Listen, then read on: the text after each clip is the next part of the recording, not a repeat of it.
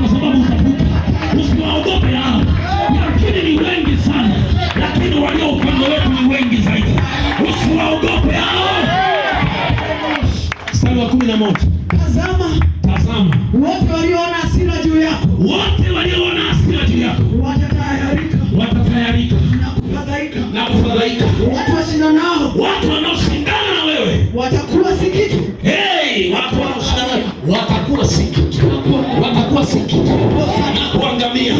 Watakuwa si kitu na kuangamia. Nani anashindana na wewe? Ni mchawi gani anashindana na maisha yako? Ni nani anashindana? Sasa hivi namgeuza kwa kitu kisichokuwa, namgeuza kwa radhi, namgeuza sasa. Huyo anashindana na maisha yako, huyo anashindana na maisha yako. Sasa hivi anaangamia. Hatasimama. Huyo anayekutumia ugonjwa hatasimama. Huyo anayekutumia laana hatasimama. Anageuzwa kuwa si kitu. Ninaona wanaanguka sasa hivi, wanageuka.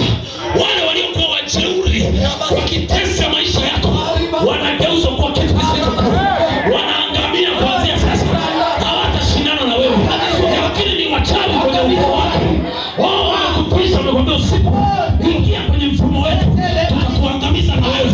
Ni wao kibao kinawageukia, wanaangamia wenyewe.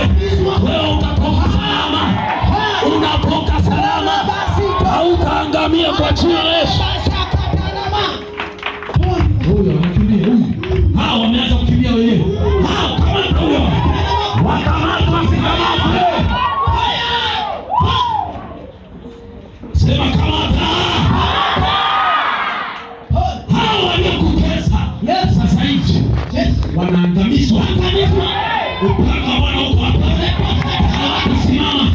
Waliokutumia ugonjwa kwenye kiuno, maumivu makali ya kiuno,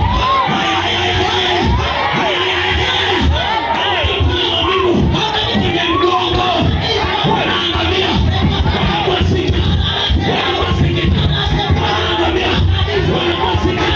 Hawa waliotuna kwa ugonjwa, walioibiliza magonjwa ya mgongo, magonjwa ya kiuno, wanaangamia, wanakuwa siki.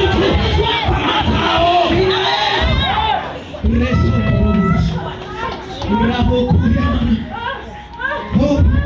Neno la Bwana li hai, tena lina nguvu, lina makali yakatao kuwili.